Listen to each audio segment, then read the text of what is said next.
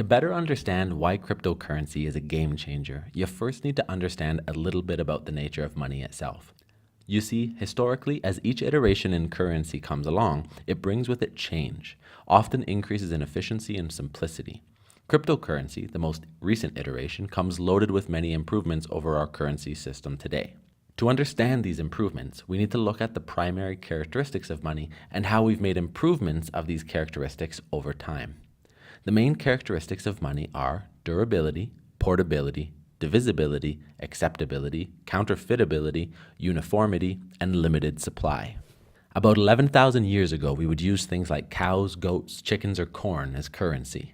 Although for the time this form of currency worked, it was also full of exchange complexities which create inefficiencies in commerce. The most notable is the classic double coincidence of wants problem. This problem arises when no other medium of exchange, such as money, exists. Now, the cow owner, looking for corn, needs to find a supplier of corn who would accept the cow as payment. But beyond the double coincidence of wants issue, the cow also lacks many other characteristics of a desirable currency. For example, although a cow is fairly durable, it could get sick or die.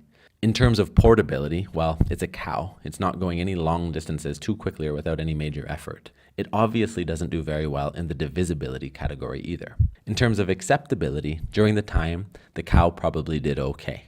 However, if you try to transact with a cow today, you'd probably be sent out the door.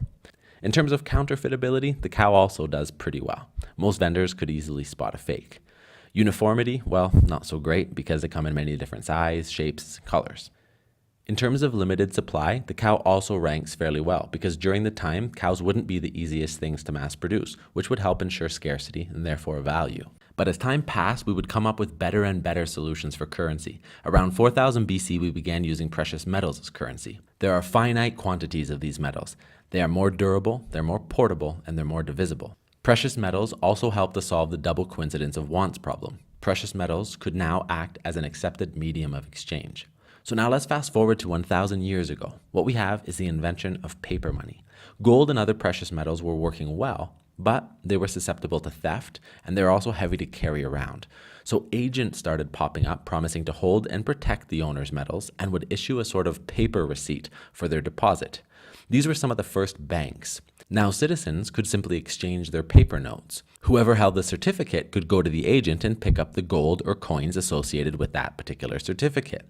This was a very natural iteration of currency because it solved some of the characteristic flaws of metal currencies which came before it. Although it did introduce new problems with durability and counterfeitability, it helped dramatically with theft, portability, and divisibility. However, scarcity remained the same because paper money was tied to the precious metal deposit at the agent or the bank.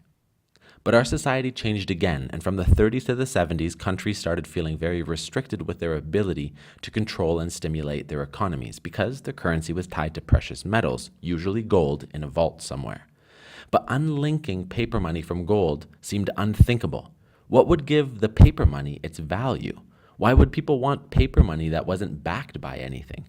But the Great Depression forced us to make an unthinkable decision, to break the link between paper money and gold. By doing so, we could just print money out of thin air to help us kickstart the economy. During this time, government officials resigned, and others claimed that the unlinking would be the end of Western civilization as we know it. Everyone held their breath. The unlink happened and, well, it mostly worked. Economies recovered, and governments armed themselves with new monetary tools for being able to control their economies better. But being off the gold standard introduced a host of new issues, namely government overspending and inflation. The modern version of paper money as we know it today differs from its predecessor because now the money we use isn't as limited in supply. Governments can manipulate the money supply based on their current monetary policy. For example, if an economy is overheating, a government can limit money supply. On the other hand, if an economy is in recession, a government can print more money to put into circulation. So if your concern is that cryptocurrency isn't tied to anything real, that it's just an internet money, well, you can rest easy knowing that neither is what you're carrying around in your wallet or purse. It only has value because we all agree collectively that it does. So let's speed through history. We've gone through trading cows and corn to gold, paper backed by gold to paper backed by, well, nothing. And now we're at the intersection of yet another major change. because up until this point, every iteration of money hasn't been able to perfectly satisfy public need for a currency with great characteristics across the board. Depending on what country you live in, paper money mostly works, but it's far from perfect. To put it bluntly, cryptocurrency beats fiat currency on virtually every money characteristic. First, digital money is more durable. It can't rip or tear. Second, digital currency is more portable. Any quantity of money you have can fit on a cheap little phone or a USB stick. 3, digital currency is more divisible. For example, Bitcoin is divisible to 8 decimal places. Next, the topic of acceptability is a little bit muddier because fiat and crypto are currently battling it out. Technically, crypto is much better designed for acceptability because it's a permissionless and universal currency. With fiat, although spending nationally is easy, trading in an increasingly global economy isn't that easy. With crypto, on the other hand, a cryptocurrency is exactly the same regardless of what country it's being used.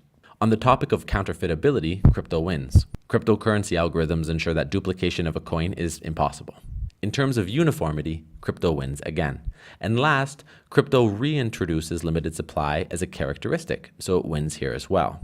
But most interestingly, not only does cryptocurrency win across the board regarding money characteristics, it also introduces new ones.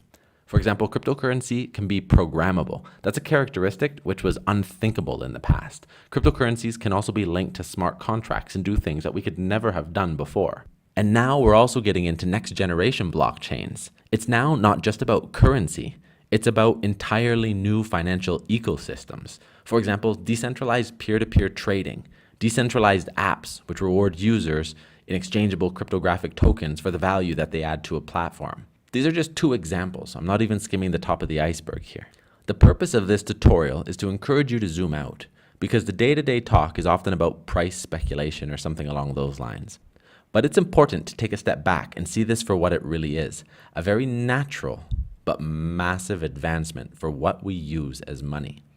If you found this tutorial helpful, make sure you head over to coinist.io. Our site is dedicated to help people learn more about crypto and projects working in this space. Thanks for listening.